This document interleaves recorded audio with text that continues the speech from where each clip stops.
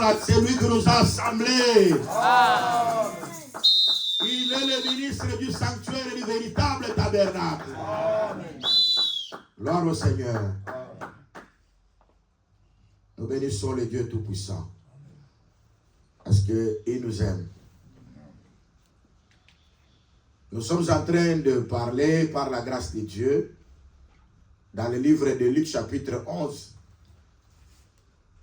Le verset 11e. Par la grâce de Dieu, nous avons dit que qui est celui que son fils, s'il lui demande du pain, il lui donne de la bière. Nous avons insisté par la grâce de Dieu en parlant de relation entre le père et le fils. Parce que Jésus a dit que l'esclave ne demeure pas dans la maison. Mais c'est le fils qui demeure dans la maison. C'est pour dire que l'esclave ne demeure pas pour toujours dans la maison. Mais le fils demeure dans la maison. Il dit que je ne vous appelle pas encore serviteur. Parce que le serviteur ne connaît pas ce que fait son maître. Le serviteur ne connaît pas ce que fait son maître. Mais je vous appelle mes amis, parce que je vous ai enseigné tous les conseils de mon Père. C'est là que nous nous remarquons par rapport à la grâce de Dieu que Israël aussi était le fils de Dieu. Parce que Osée, le prophète, dit ceci: quand tu étais jeune, je t'aimais. Et j'ai appelé mon fils hors d'Égypte. Donc Israël était considéré aussi comme étant le fils de Dieu. Il dit, quand tu étais jeune, je t'aimais. Et j'ai appelé mon fils hors d'Égypte. C'est ce fils-là qui a été appelé hors d'Égypte que Dieu a aimé. C'est pourquoi nous disons que quand Dieu témoigne l'amour, il le témoigne à son fils. Amen. Il dit, celui-ci est mon fils bien-aimé, en qui j'ai mis toute mon affection. Au fils, Dieu donne toute son affection.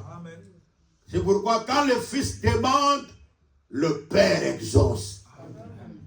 Et nous disons que ce jour-là, devant la tombe de Lazare, il a dit, Père, je te loue.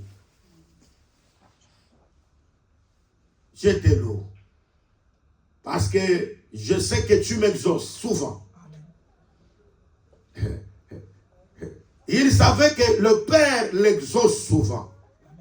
Il dit, mais si je dis la chose, c'est à cause de cette foule qui m'entoure, pour que la foule sache que moi, je suis sorti de toi. Amen. Et nous avons compris que celui qui sort du Père, le Père exauce. Amen. Or, celui qui sort du Père, c'est le fruit des entrailles du Père.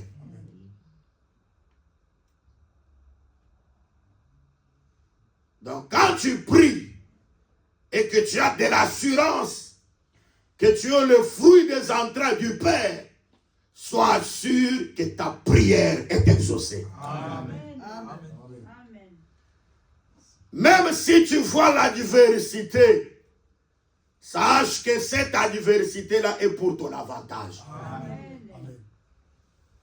Même si un combat se lance contre toi, si tu es fils de Dieu, sache que ce combat-là est pour ton avantage. Amen.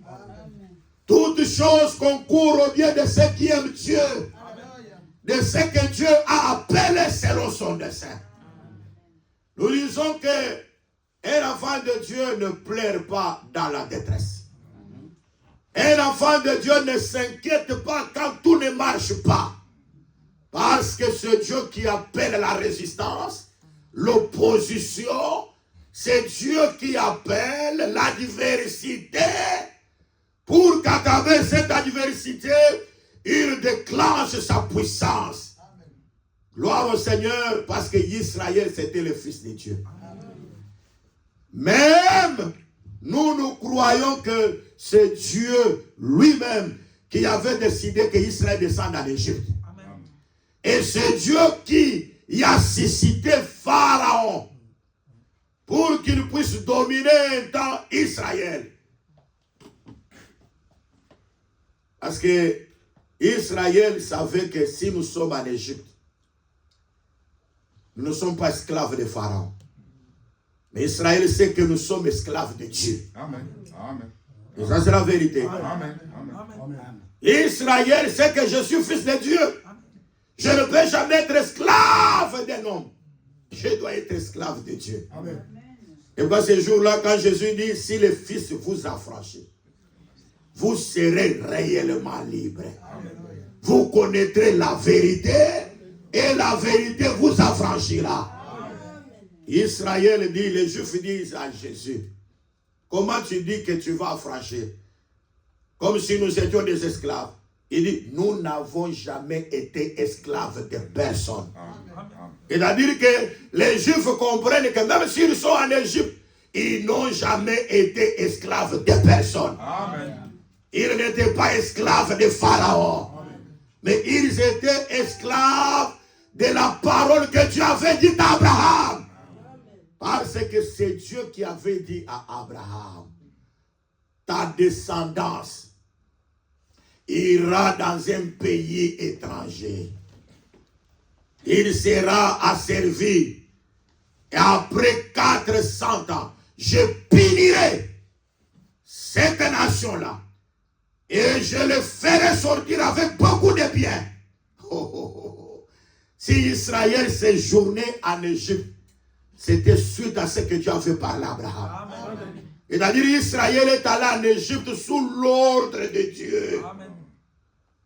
Et ça c'est très important. C'est pourquoi nous avons toujours dit, et c'est très important, tous les campements, Israël, quand ils marchaient, depuis qu'ils sont sortis de l'Égypte et qu'ils ont commencé à vivre la réalité des campements, ils ne peuvent jamais camper sans qu'il y ait l'ordre divin.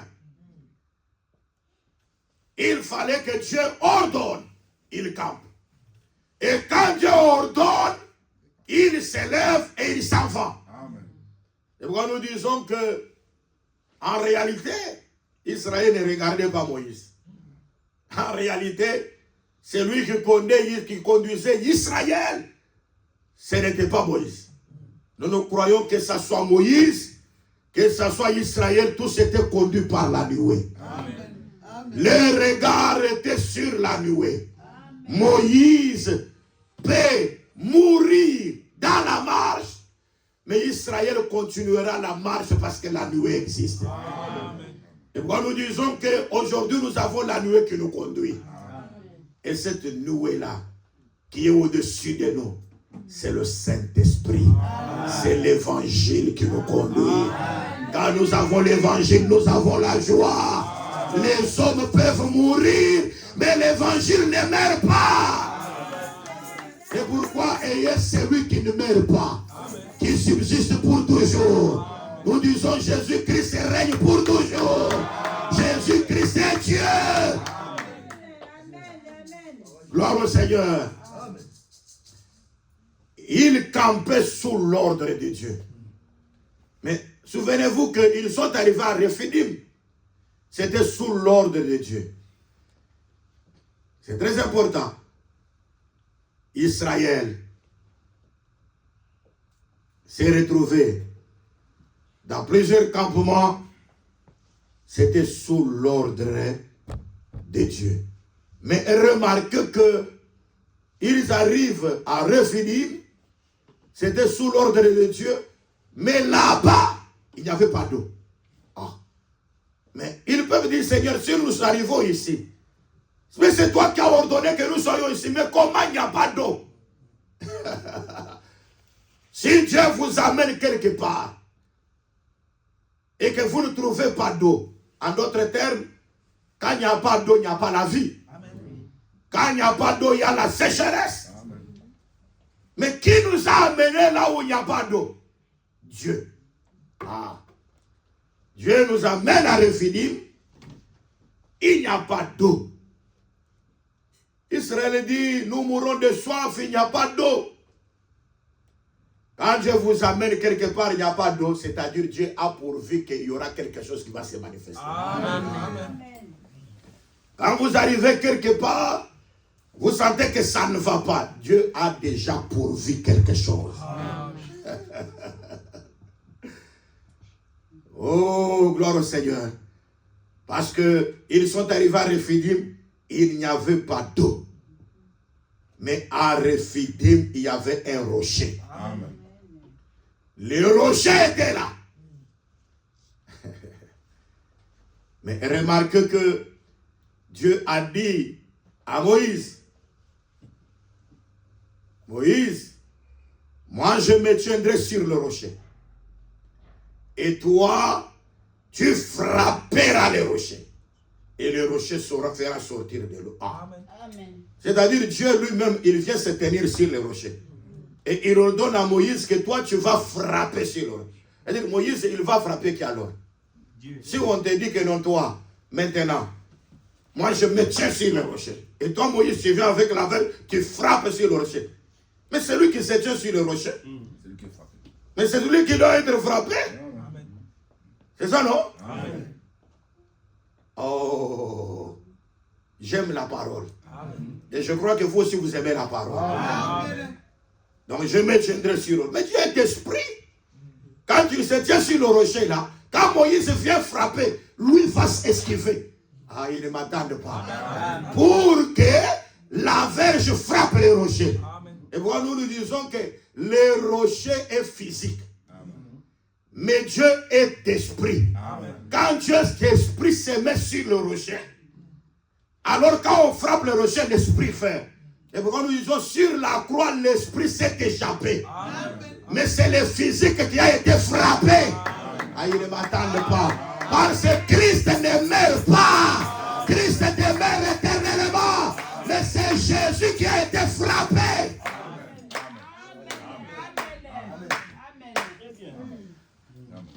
Vous êtes là? Amen.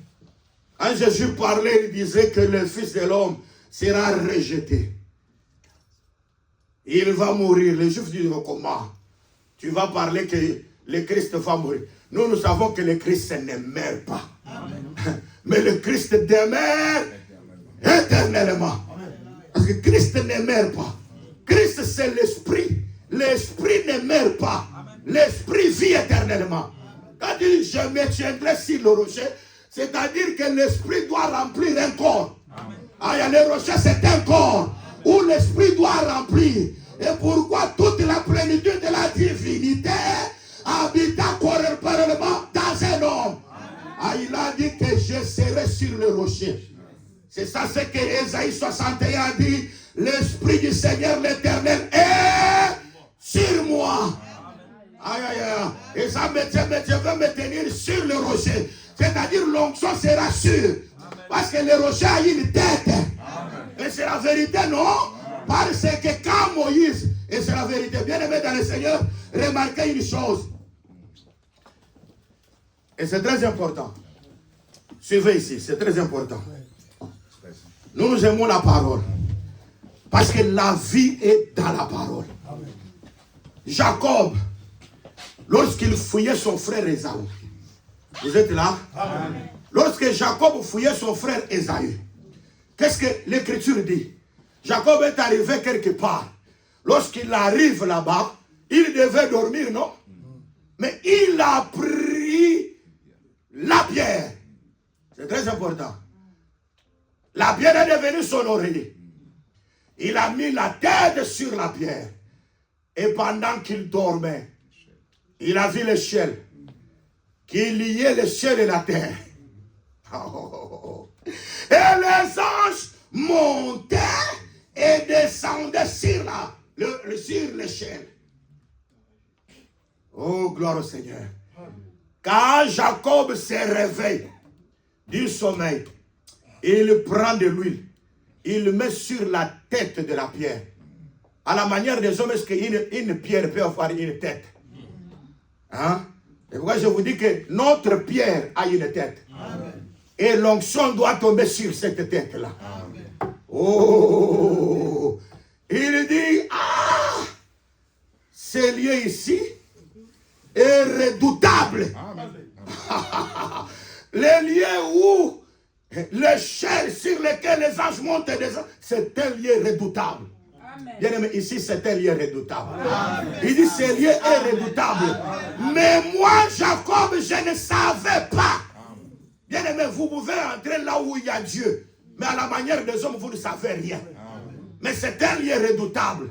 C'est pourquoi nous disons que là où Dieu existe, à des fois la manière des hommes c'est négligé. Amen. À la manière des hommes, tu ne peux pas recevoir. Amen. Je vous dis, quelqu'un peut sortir de New York, de Miami, venir et prêcher mal.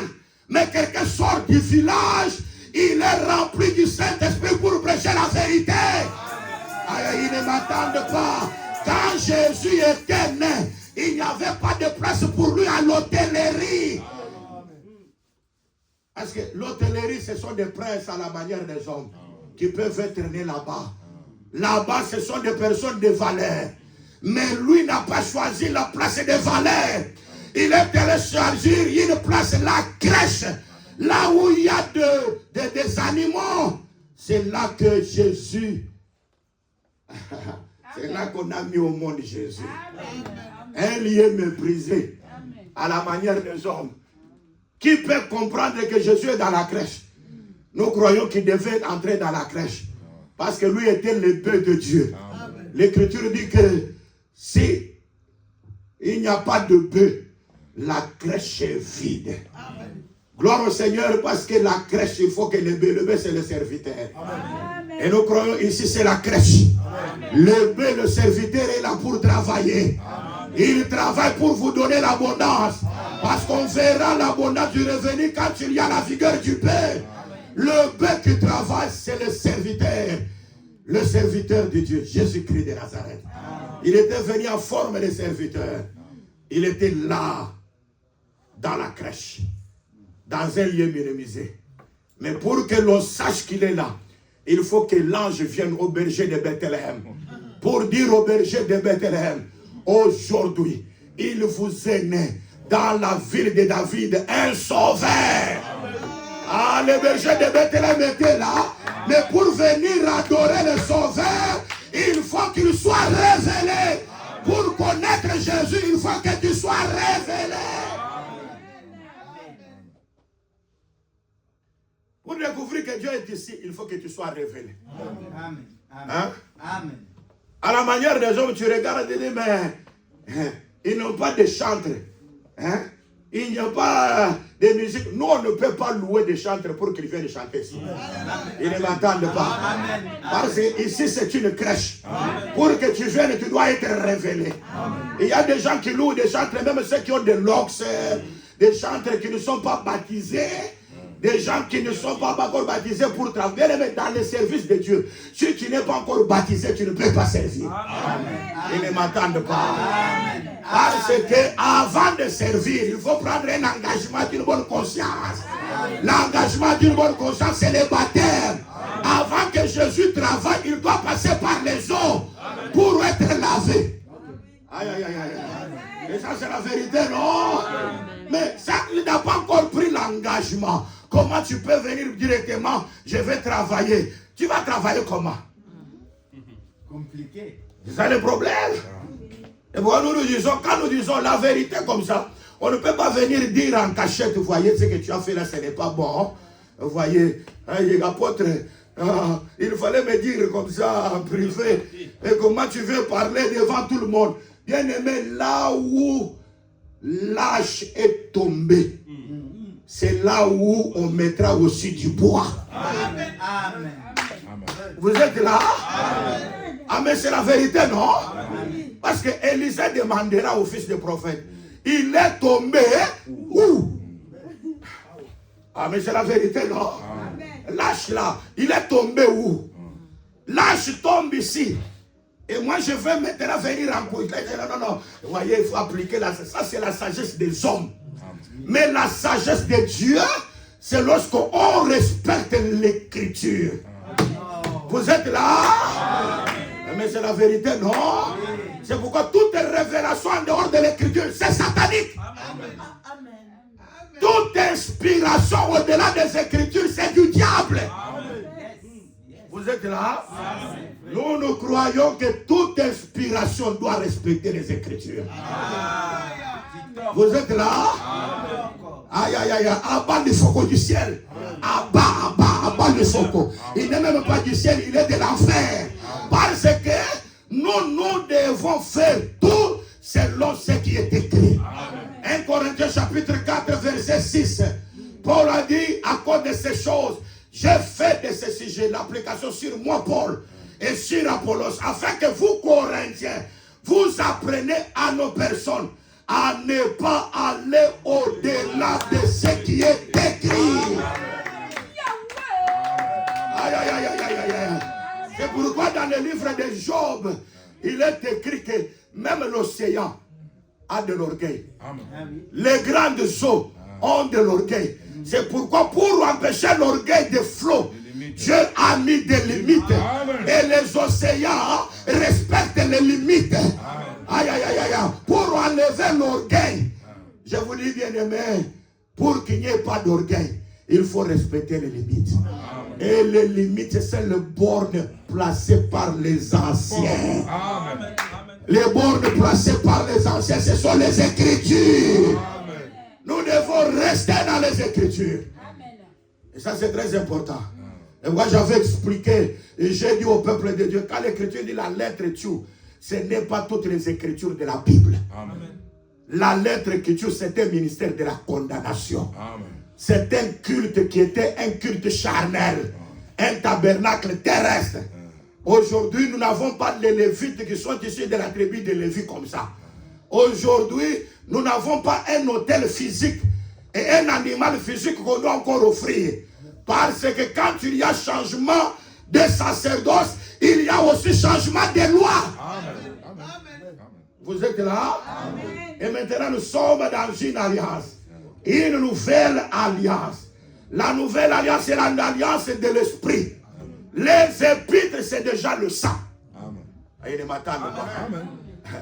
pourquoi moi je dis qu'il y avait des ordonnances charnelles imposées jusqu'à une époque de réformation. C'est-à-dire, ce qui est charnel devait tomber pour laisser place à ce qui est spirituel.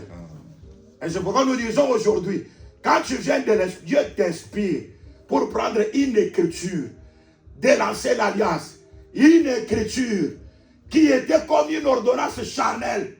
Quand tu vas expliquer cela, tu dois aussi t'appuyer sur ce que les apôtres ont parlé. Amen. Vous êtes là? Amen. Tu ne peux pas aller au-delà de ce que les apôtres ont parlé. C'est pourquoi moi j'ai toujours expliqué que Moïse, on doit les mettre dans la caisse des jonques, non? Amen. C'est ça, non? Amen. Mais la caisse des jonques se retrouvera où? Là où il y a les roseaux. Ouais. C'est ça, non? Ouais. L'hippopotame, sa demeure, c'est où? Hein? L'hippopotame, ouais. Son habitation, c'est où? Dans les eaux. Selon les Écritures, l'hippopotame demeure dans les roseaux, dans le lotus et dans les marécages. Hein?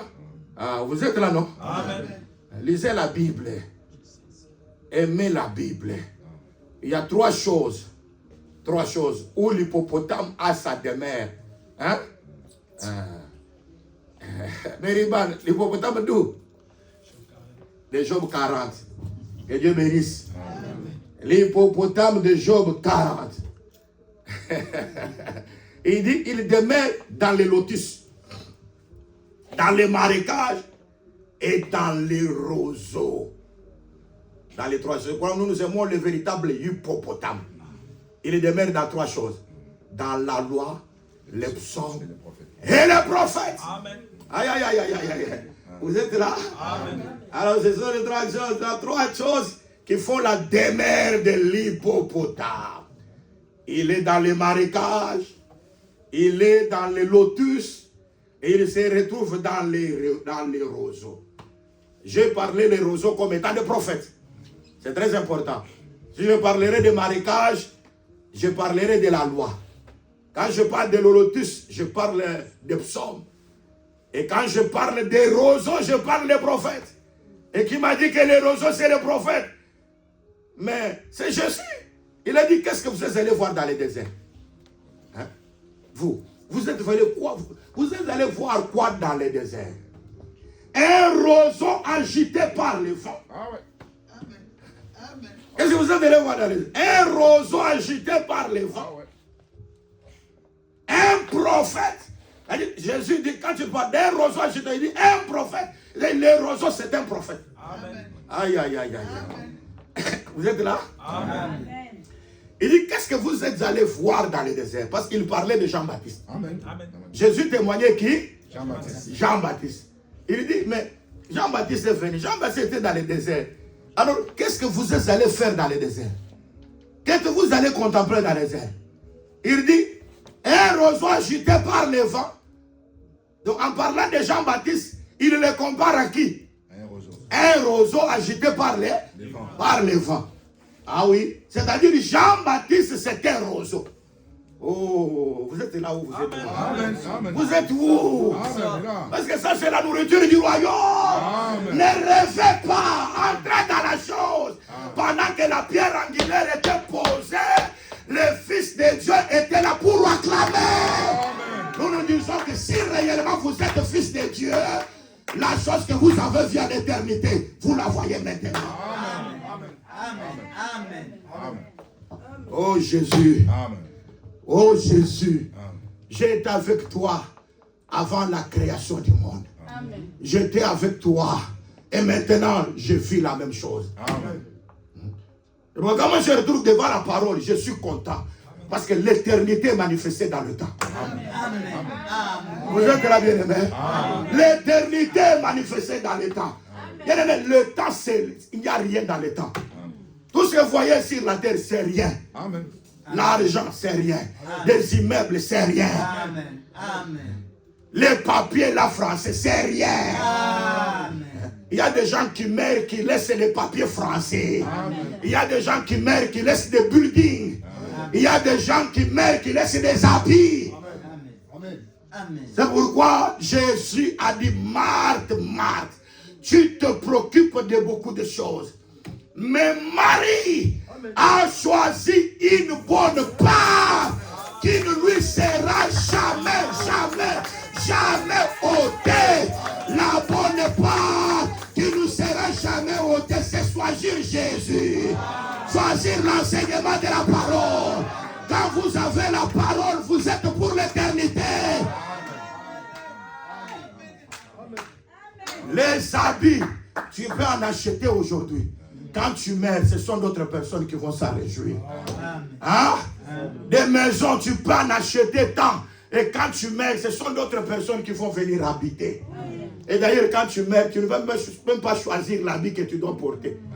On doit te donner un autre habit que toi-même, tu ne sais même pas que tu portes. Et d'ailleurs, on ne va même pas mettre des chaussures. On va te mettre seulement des chaussettes là-bas. Hein? Chaussures là, ça reste. Aïe, aïe, aïe, aïe, aïe. Et moi, je te dis que aimer Dieu, plus que toutes choses. Aimer la parole, plus que toutes choses. Parce que la parole, c'est le fruit de l'éternité.